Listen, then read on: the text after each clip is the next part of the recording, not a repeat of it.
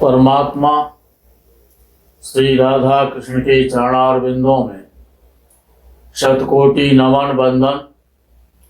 मित्रों को, जिज्ञासुओं को, धर्म प्रेमियों को, ज्योतिष विज्ञान प्रेमियों को हर हर महादेव, बम बम भोले नमः शिवाय। मित्रों, ज्योतिष शास्त्र ज्ञान का अथाह गंभीर सागर है।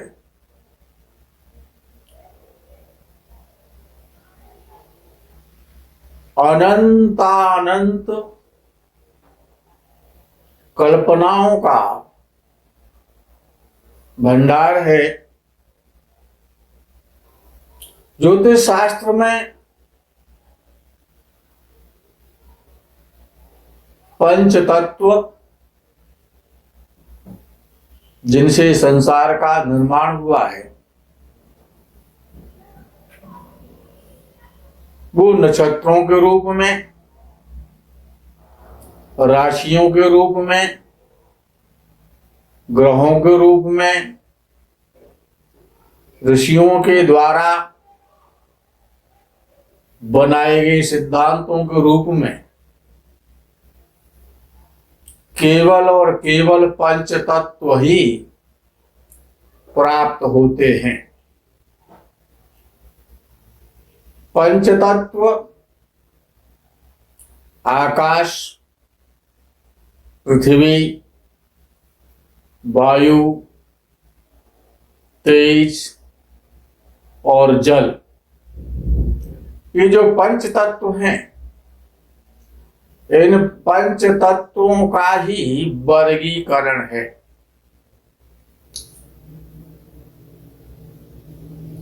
किसी की भी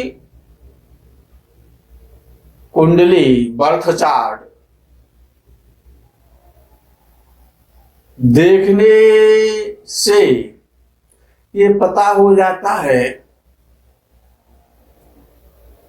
कि ये इस जातक के कौन कौन से तत्व अर्थात कौन कौन से ग्रह अच्छे हैं, शुभ हैं, और कौन कौन से अशुभ हैं।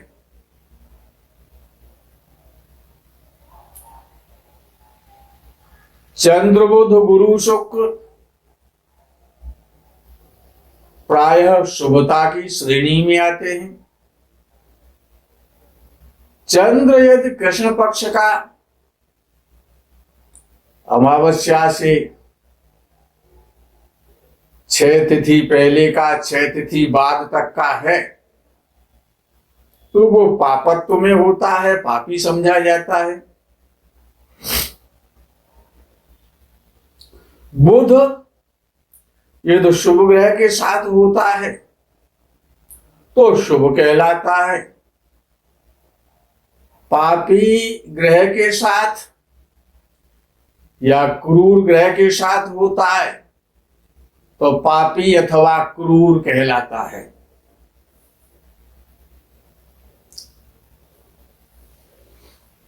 अनेकानेक सिद्धांत, विधाएं बर्थ चार्ट को देखने के लिए बनाई गई हैं। सबसे पहले जब किसी जातक का जन्म होता है तो बर्थ चार्ट का निर्माण किया जाता है। कोई एक लग्न होता है, उस लग्न के आधार पर बर्थ चार्ट बनाया जाता है, जिसे लग्न कुंडली कहते हैं। लग्न कुंडली ऐसे माना जाए जैसे कि एक वृक्ष है। लग्न कुंडली एक वृक्ष है, या ये कहा जाए कि लग्न कुंडली शरीर है। लगन शरीर है, लगन जो है वो शरीर है। शरीर का सुख और दुख लग्न और लग्नेश के माध्यम से प्रायः प्राप्त होता है। लगन शरीर है, सूर्य आत्मा है उस शरीर में रहने वाला। सूर्य आत्मा है, चंद्र मन है। किसी की भी कुंडली देखने से पहले सटीक भविष्य बताने के लिए सबसे पहले लग्न कुंडली का निराकरण करना चाहिए, उसको देखना चाहिए भली प्रकार से। तत्पश्चात चंद्र कुंडली को देखना चाहिए, उसके पश्चात सूर्य कुंडली को भी देखना चाहिए। लगन, चंद्र और सूर्य ये 3 लग्ने हैं। इन तीनों लग्नों से, चंद्र लगन से, सूर्य लगन से और लगन से कुंडली को जब देख लिया जाता है, इसको समझ लिया जाता है,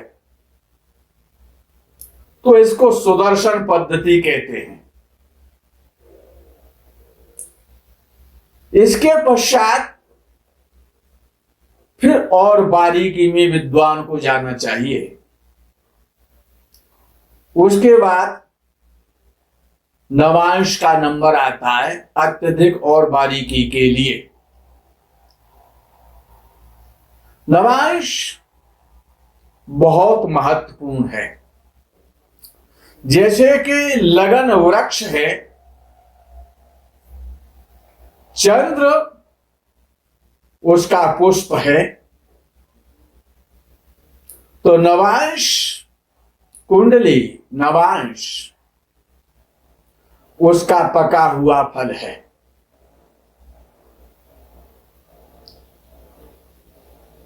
इस वृक्ष पे कैसे फल आएंगे,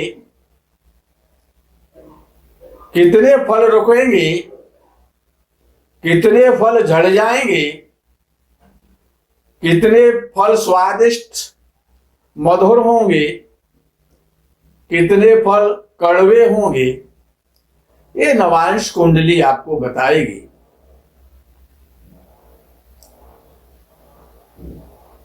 जिस नक्षत्र में जिस समय जातक का जन्म होता है, वो नक्षत्र तारा कहलाता है। उस नक्षत्र के अंशों के आधार पर, उसके चरणों के, पादों के या नवांशों के आधार पर और महादशा का निर्माण होता है कि ये अमुक जातक इस नक्षत्र में पैदा हुआ है। तो हर नक्षत्र का कोई न कोई स्वामी होता है, कोई न कोई ग्रह हर नक्षत्र का एक स्वामी है। कुछ नक्षत्र सूर्य के हैं, कुछ नक्षत्र चंद्र के हैं। सूर्य और चंद्र के नक्षत्रों को मिलाकर के 27 नक्षत्र होते हैं।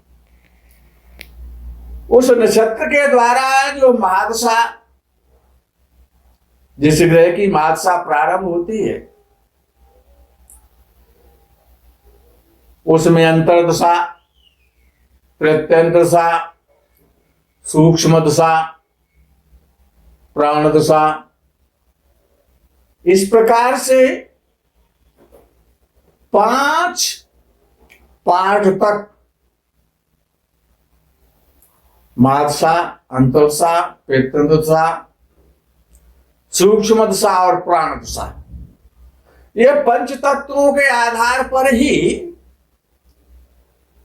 बड़ा पाठ, सबसे बड़ा पाठ जो बेश है, महादशा पाठ, उसमें फिर छोटा पाठ, अंतर्दशा का पाठ, फिर और सूक्ष्म में जाने के लिए प्रत्यंत दशा का पाठ,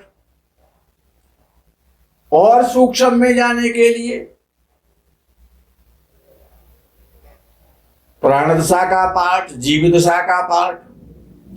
ये 5 तत्वों के आधार पर उसके 5 पाठ आप कर सकते हैं। ये जो नक्षत्र सिद्धांत है, ये नक्षत्र सिद्धांत महादशा के आधार पर ऋषियों ने इसका निर्माण किया। ये नक्षत्र सिद्धांत अपने में सर्वस्व नहीं है।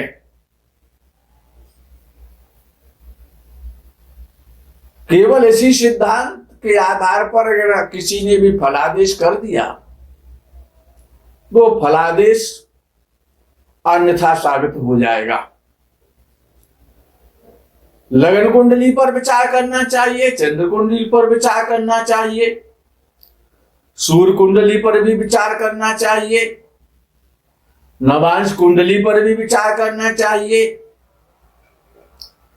उच्च और नीच पर भी विचार करना चाहिए, शत्रु और मित्र पर भी विचार करना चाहिए, शुभ ग्रह और अशुभ ग्रह पर भी विचार करना चाहिए, षडबल पर भी विचार करना चाहिए, दिग्बल पर भी विचार करना चाहिए, अष्टक वर्ग पर भी विचार करना चाहिए, और नक्षत्र सिद्धांत पर भी विचार करने की आवश्यकता है। जितने सिद्धांतों का अधिक से अधिक प्रयोग हो जाएगा विद्वान के द्वारा, उतना ही फलादेश सही और सटीक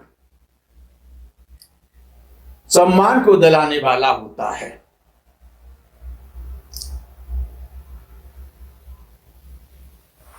ये नक्षत्र सिद्धांत जन्म कुंडली का निर्माण होने के बाद उच्च नीच आप देख सकते हैं। कौन सा ग्रह उच्च राशि में है, कौन सा नीच राशि में है, कुंडली के आधार पर कौन सा शत्रु राशि में है, कौन सा मित्र राशि में है, कौन सा 6-8 12 का स्वामी है, कौन सा केंद्र का स्वामी है, कौन सा त्रिकोण का स्वामी है, कौन सा 2-3 12 का स्वामी है। इस प्रकार से आप ग्रहों को देख सकते हैं। लगन कुंडली, चंद्र कुंडली, सूर्य कुंडली भी देख सकते हैं, नवांश कुंडली से भी देख सकते हैं। लेकिन और सूक्ष्मता में जाने के लिए ये नक्षत्र सिद्धांत बहुत अच्छा कारगर है। इसको भी फलादेश में प्रयोग करना चाहिए। कुंडली के आधार पर यदि सूर्य आपका नीच राशि का है, वो नीच राशि का फल देगा कि नहीं देगा, जब उसका समय आएगा, जब उसकी अवस्था आएगी, तो नवांश कुंडली को देखना भी आवश्यक है। नवांश में सूर्य की क्या स्थिति है। नवांश में कहीं मूल त्रिकोण राशि का तो नहीं हो गया जाकर के नीच राशि का सूर्य, या उच्च राशि का तो नहीं हो गया है, तो उसका नीचत्व भंग हो जाएगा, उसमें नीचता नहीं रहेगी, अशुभता कम हो जाएगी उसकी काफी। और ज्यादा सटीकता में जाने के लिए नक्षत्र सिद्धांत लगाया जाता है, लगाना चाहिए। यदि किसी का सूर्य बहुत अच्छा है या सूर्य बहुत खराब है, तो सूर्य का जो प्राकृतिक रूप से जो फल होता है वो 22वां वर्ष, 23वां वर्ष और 24वां वर्ष, 22 जीवन का, युवावस्था का 22वां वर्ष, 23वां वर्ष और 24वां वर्ष जैसा शुद्ध होता है वैसा वो फल वहां पर देता है। उसमें महादशा की, गोचर की, अंतर्दशा की कोई आवश्यकता नहीं है। आपको अपनी कुंडली पता है या नहीं पता है, जैसा भी सूर्य है, आपकी कुंडली है या नहीं है, सूर्य कैसा है, ये 22वां, 23वां, 24वां वर्ष जो जीवन का आता है वो अपने आप चीख चीख करके बताता है। सम्मान मिलना, उच्च पद मिलना, नेम फेम होना, ये सूर्य का कार्य है।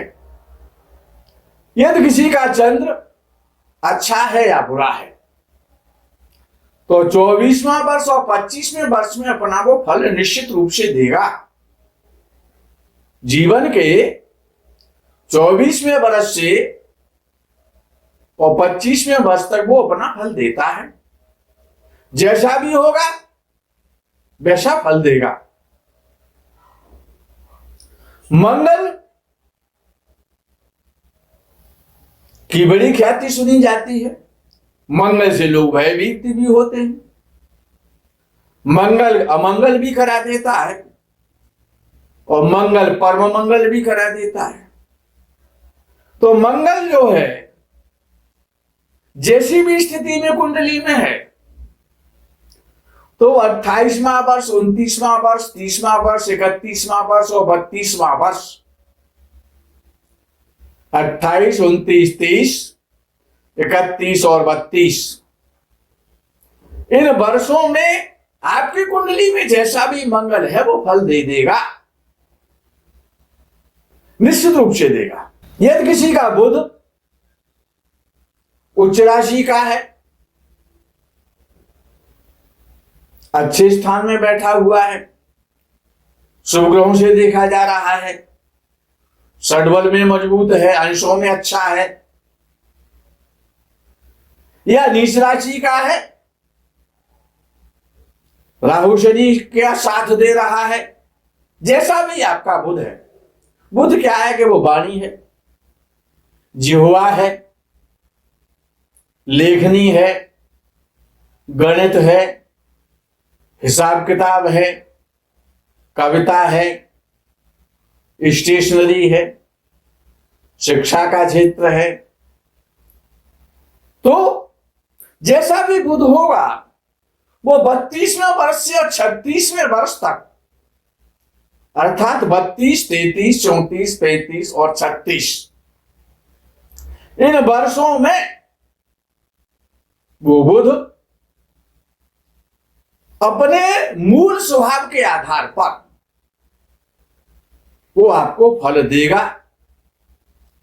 यदि आपका बृहस्पति ज्ञान का अथाह सागर है,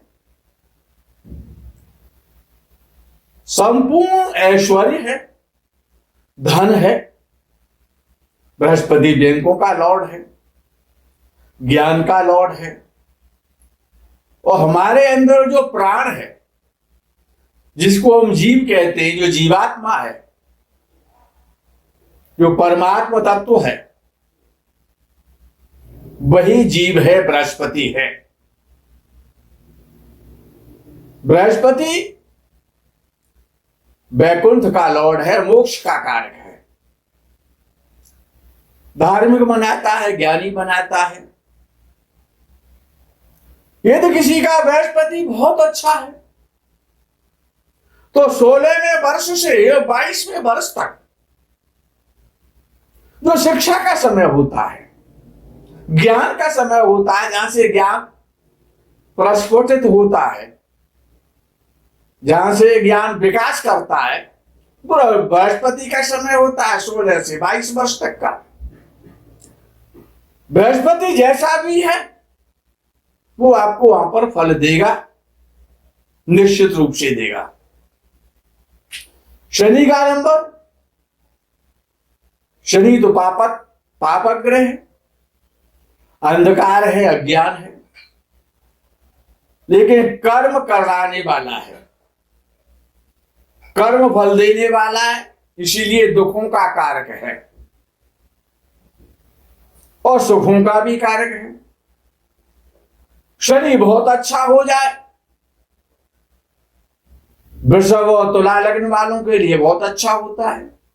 उच्चांशों में हो, युवावस्था का हो, शुभ ग्रह से और देखा जाता हो, बहुत अच्छा हो जाएगा।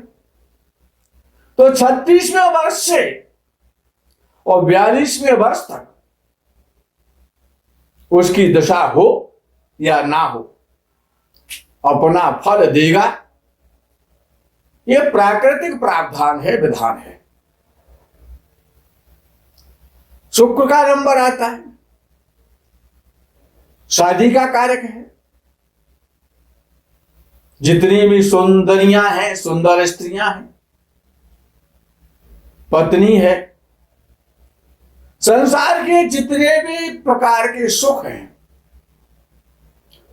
वाहन हैं, अच्छे लग्जरी भवन हैं, समस्त प्रकार के जो सुखों का जो भोग होता है, संभोग होता है, सेक्स, उन सब का एकमात्र कारक शुक्र है। सुंदरता का कारक शुक्र है। शुक्र जलीय ग्रह है, चंद्र भी जल तत्व है, सूर्य और मंगल क्रूर ग्रह हैं, अग्नि तत्व है। तो शुक्र यदि अच्छा है या बुरा है, शुक्र का जो अपना कार्यकाल है, जो विवाह का जो कार्यकाल होता है, 25 वर्ष से 28 वर्ष। यदि शुक्र अच्छा है तो वहां पर आपको सुंदर गृहिणी दिलाएगा, धर्मपत्नी दिलाएगा, समस्त प्रकार के सुखों का भोग कराएगा वहां पर 25 से 28वें वर्ष तक। और राहु महाराज जगत विख्यात हैं, छल करने के लिए, प्रपंच करने के लिए, छल करने के लिए, प्रपंच करने के लिए, दंभ भरने के लिए, दंभी बनाने के लिए, पाखंड करने के लिए, विश्वासघात करने के लिए, जासूसी करने के लिए, झूठ बोलने के लिए, चुगलखोरी करने के लिए। तो राहु जैसा भी है, उच्च का या नीच का। तो 42वें वर्ष से 42 ईयर में वर्ष से और 48 ईयर तक, 42 से 48 वर्ष की अवस्था में वो अपना फल देगा, उसे कोई रोकने वाला नहीं है। उसकी महत्सा अंतसा प्रत्यंतसा हो या ना हो, बुरा है तो बुरा फल देगा, अच्छा है तो अच्छा फल भी देगा। ये अपने में निश्चित है। केतु जो सबसे लास्ट नंबर पे आता, पूंछ का नंबर तो सबसे लास्ट में ही आता है। पूंछ तो बाद में आती है हाथ में, जब सब कुछ निकल जाता है तो पूंछ ही पकड़ लो, क्योंकि केतु तो पूंछ है, पुच्छ। तो 48वें वर्ष से 54वें वर्ष तक केतु देव अपना फल देते हैं। केतु का काम क्या है? काटना, पीटना, झगड़ा करना, तोड़ फोड़ कर देना, ऑपरेशन करा देना। केतु में सात्विकता भी है और क्रोध भी है, काट पीट का भी काम करता है।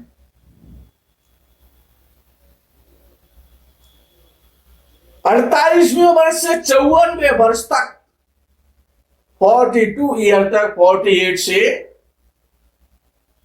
44 तक, 54 तक, सॉरी, 48 से 54, इन वर्षों में केतु अपना वैशायिक फल देगा। तो ये अब आपकी कुंडली में कौन सा ग्रह कैसा है, ये आपने कुंडली को देख करके समझ लिया। मैं आज फॉर एग्जाम्पल कुछ तारा सिद्धांत के द्वारा आपको चर्चा करने का अवसर दे रहा हूं। ये किसी व्यक्ति का जन्म उत्तरा फाल्गुनी नक्षत्र में हुआ है। उत्तरा फाल्गुनी सूर्य का नक्षत्र है। वो एक चीज ध्यान रखना कि उत्तरा फाल्गुनी नक्षत्र जिसका सूर्य लॉर्ड है, जब किसी का जन्म उत्तरा फाल्गुनी नक्षत्र में होता है तो वो जातक मोक्ष का अधिकारी होता है, उसे मोक्ष अवश्य मिलता है। हृदय से धार्मिक होता है, पवित्र विचारों वाला होता है। उसका जो आत्मा है, जो अंदर शरीर की कई आवृत्तियां हैं, एक बाह्य है एक आभ्यंतर है। जो आंतरिक उसका जो हृदय होता है वो बड़ा पवित्र होता है, उसकी आत्मा बड़ी पवित्र होती है, धर्म पर चलने वाला होता है, दानी होता है, यशस्वी होता है, साहसी होता है, पराक्रमी होता है, बाहुबली होता है। लेकिन ईश्वर को अच्छे प्रकार से उनके चरण शरण में रहने वाला, ब्लाइंडली बिलीव करने वाला धर्म पर, उसको गॉड गिफ्ट ज्ञान मिलता है। यदि किसी का जन्म उत्तरा फाल्गुनी नक्षत्र में हुआ है तो ये जो आज एग्जाम्पल के लिए कोई काल्पनिक कुंडली नहीं है, किसी व्यक्ति की कुंडली है। इसका जन्म उत्तरा फाल्गुनी नक्षत्र में हुआ है। तो उत्तरा फाल्गुनी नक्षत्र सूर्य का नक्षत्र है। सूर्य में 3 नक्षत्र आते हैं। उत्तरा फाल्गुनी आता है, कृतिका आता है, उत्तराषाढ़ आता है। फिर सूर्य के बाद चंद्र आता है, तो रोहिणी, हस्त और श्रवण, उसमें 3 नक्षत्र हो जाते हैं चंद्र में। मंगल में 3 नक्षत्र आते हैं। मृगशिर आता है, चित्रा आता है, धनिष्ठा आता है। ये 3 नक्षत्र मंगल के हो जाते हैं।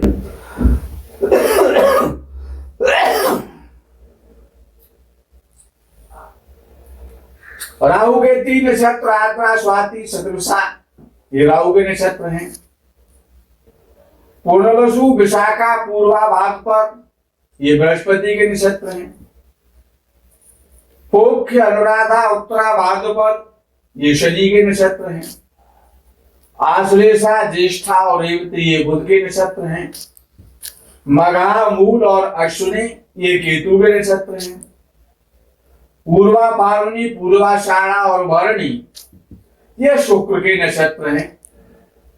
तो सूर्य, चंद्र, मंगल, राहु, गुरु, शनि, बुध, केतु और शुक्र 9 ग्रह हो जाते हैं। और 9 ग्रहों के क्रमशः ये 27 नक्षत्र हो जाते हैं। मित्रों, आज के प्रकरण में यही विराम करते हैं। हर हर महादेव, बम बम भोले, नमः शिवाय। जय गौ माता की।